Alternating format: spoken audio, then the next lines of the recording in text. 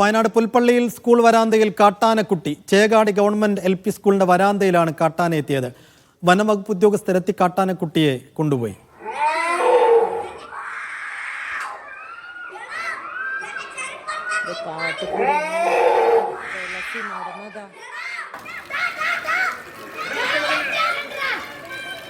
ഫൈസൽ നെടുമ്പാല വിശദാംശം നൽകും. ഫൈസൽ, ഇതെങ്ങനെയാണ് ഈ കാട്ടാനക്കുട്ടി സ്കൂളിലെത്തിയത്? ഒറ്റയ്ക്ക് വന്നതാണോ അതോ കൂട്ടമായി വന്നതിനിടയിൽ കൂട്ടം തെറ്റിപ്പോയതാണോ?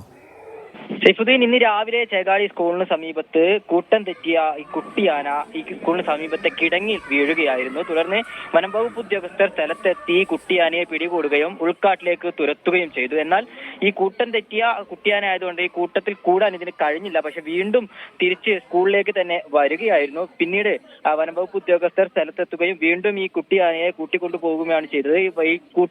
ഏത് കൂട്ടമാണോ തെറ്റിയത് ആ കൂട്ടത്തിലേക്ക് എത്തിക്കാനുള്ള ശ്രമമാണ് ഇപ്പോൾ വനംവകുപ്പിന്റെ ഭാഗത്തു നിന്ന് നടന്നുകൊണ്ടിരിക്കുന്നത്.